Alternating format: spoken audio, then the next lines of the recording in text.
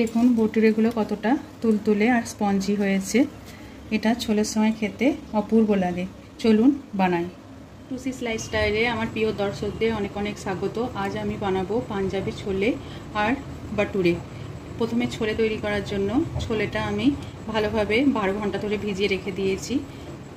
ছোলেটা ভালোভাবে ফুলে গেছে। এবার এটাকে আমি সিদ্ধ করতে দেব। অন্যদিকে প্রথমে বাটুরের ময়দা মেখে নেব। এখানে আমি বাটুরে তৈরি করার জন্য 2 বাটি মতো ময়দা নিয়ে নিয়েছি। এবার এই ময়দার মধ্যে প্রথমে কিছু জিনিস মিশিয়ে নেব। এখানে আমি কিছুটা সুজি মিশিয়ে নিলাম। এবার এতে আমি বেকিং পাউডার দেব 8 চামচ মতো,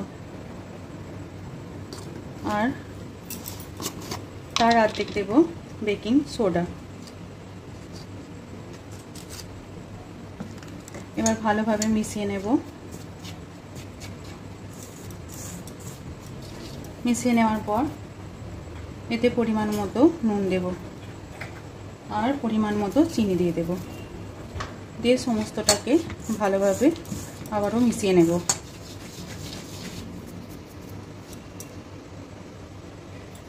এবার শেষে আমি এতে সাদা তেল দিয়ে দেব 3-4 চামচ মতো।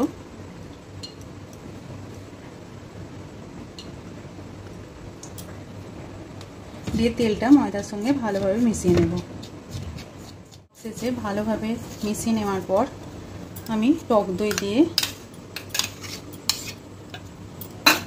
এই ময়দাটাকে ধীরে ধীরে মেখে নেব।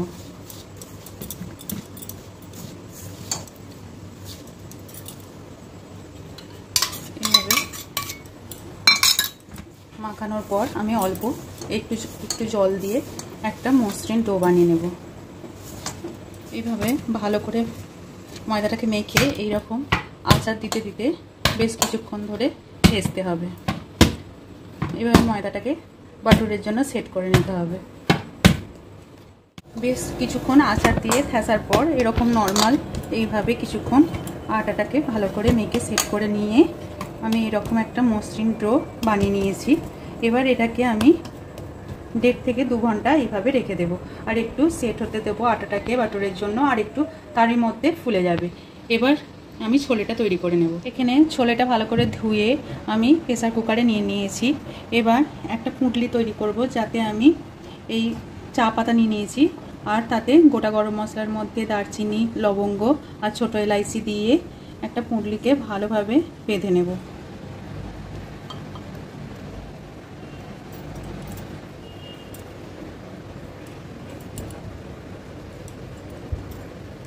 এইভাবে টাইট করে বেঁধে এই ছোলের মাঝখানে দিয়ে দেব। এবার ছোলের মধ্যে পরিমাণ মতো জল দিয়ে দেব।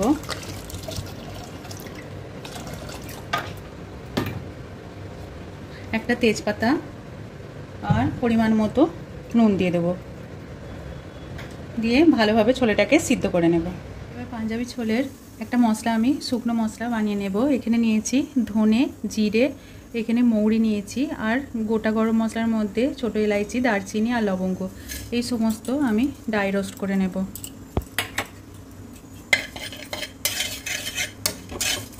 একটু সময় ধরে এটাকে হালকা গন্ধ ওঠা অবধি, ভাজা গন্ধ ওঠা অবধি এইভাবে নেড়ে নেড়ে একটু ড্রাই রোস্ট করে নেব।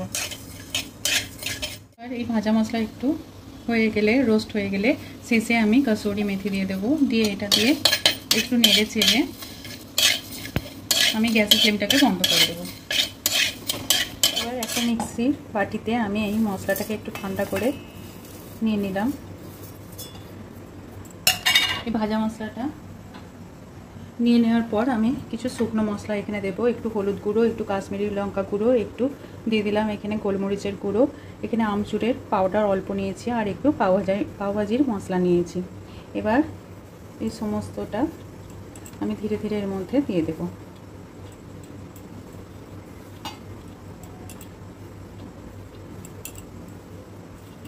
এবার এই সমস্তটা দিয়ে দেওয়ার পর আমি ভালোভাবে এটা গ্রাইন্ড করে নেব, দিয়ে মিক্স করে একটা পাউডার বানিয়ে নেব।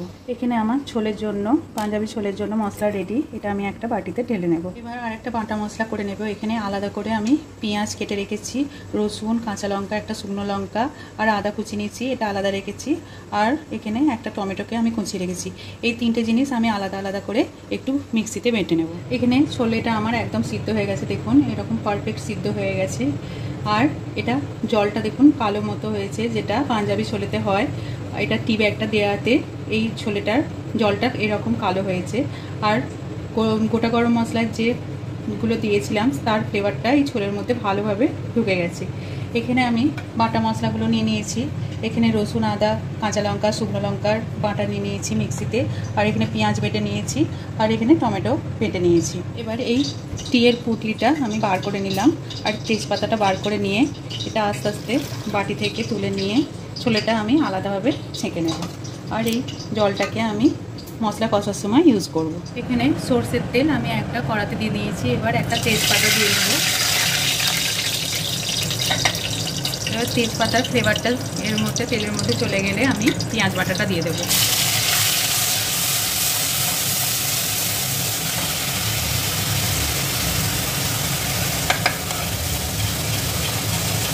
পেঁয়াজটা একটু ভালোভাবে কষিয়ে নেব।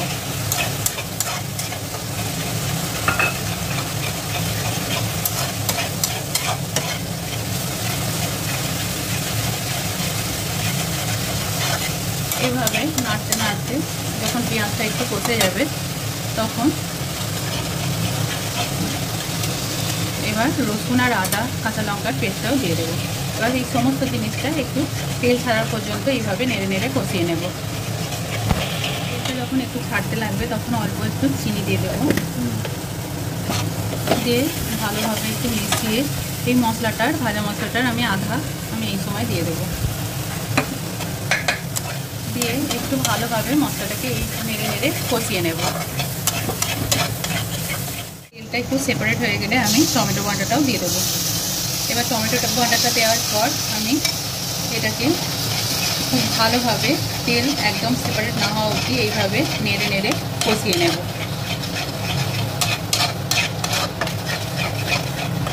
টমেটোটাকে ভালোভাবে কষাতে হবে। আচ্ছা, এবার যখন তেলটা ছাড়তে লেগে যাবে মশলা থেকে তখন এই ছোলেটা থেকে কিছু ছোলা আমি এইভাবে একটু স্ম্যাশ করে করে দিয়ে দেব।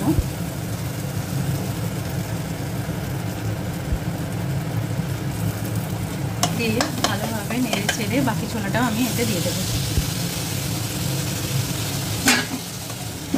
দিয়ে ভালোভাবে ছোলের সাথে এই মশলাটাকে মিশিয়ে নেব।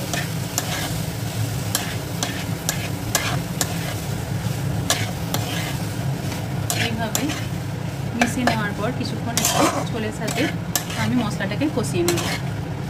এবার ছোলেটার সাথে ভালোভাবে মশলাটা মিশিয়ে নেওয়ার পর বাকি যে মশলাটা, ভাজা মশলাটা ছিল সেটাও আমি এই সময় দিয়ে দেব। দিয়ে এই মশলাটার সঙ্গে আমি ছোলাটাকে ভালোভাবে মিশিয়ে নেব।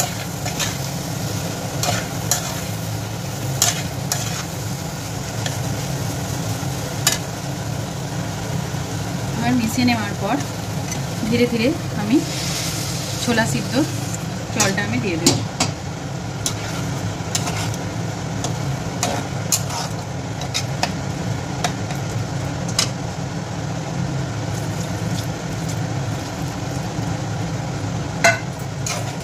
জলটা আমি দিয়ে দিলাম।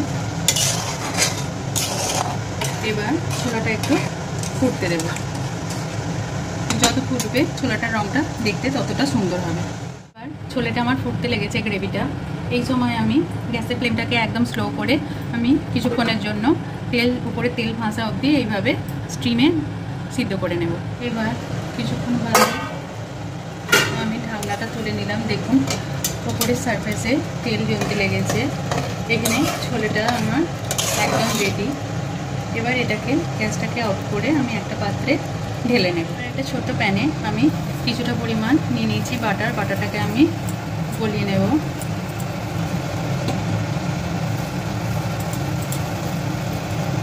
এইভাবে একটু নেড়ে চেড়ে গলিয়ে নেব।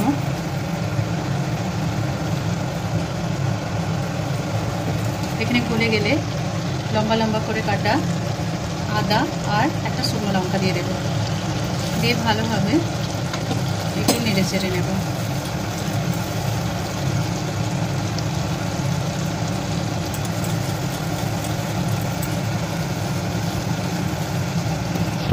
বাটারে আমি কিছুক্ষণ আদাটাকে একটু নেড়ে চেড়ে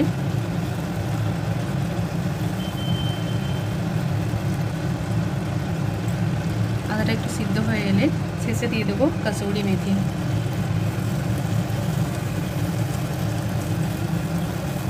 এইভাবে একটু নেড়ে চেড়ে নেব। এবার এটা তৈরি হয়ে গেলে আমি ছোলের ওপর দিয়ে দেব।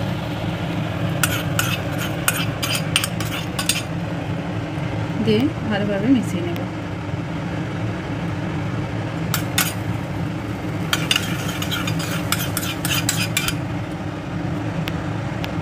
এখানে পাঞ্জাবি ছোলে আমার একদম রেডি। দেখুন কত সুন্দর একটা কালার এসছে, একদম পারফেক্ট পাঞ্জাবি ছোলে হয়েছে। এবার আমি বাটুরেটা বানাবো। বাটুরে এখানে আমি আটাটা সেট করেছিলাম, দেখুন একটু ফুলে গেছে। এটা আরেকবার ভালোভাবে এরকম ঠেসে নেব, দিয়ে এইভাবে কয়েকটা লেচি কেটে নেব। এইভাবে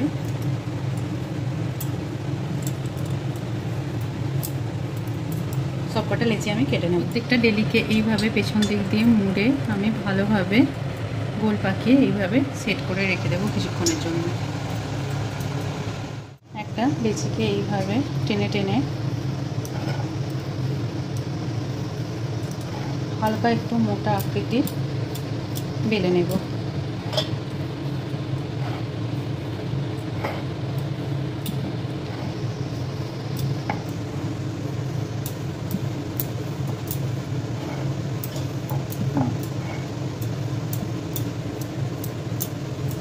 এবার আমি এটাকে ভাজবো।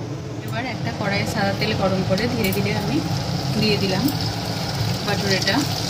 এইভাবে একটু প্রেস করে করে আমি এটাকে ভেজে নেব। এখন বাটুরেগুলো দুপুর হয়ে কি সুন্দর ফুলেছে। এইভাবে প্রত্যেকটা বাটুরে আমি ভেজে নেব, দিয়ে তেল থেকে ছেঁকে তুলে নেব একটা পাত্রে। পাঞ্জাবি ছোলে আর এখানে বাটুরে আমি একটা থালায় পরিবেশন করে নিয়েছি। এটা খেতে খুবই টেস্টি হয়, অবশ্যই এইভাবে বানিয়ে একবার দেখবেন। আমার ভিডিও যদি আপনাদের ভালো লেগে থাকে আমার চ্যানেলটিকে সাবস্ক্রাইব করবেন, আমার ভিডিওগুলো শেয়ার করবেন। ধন্যবাদ।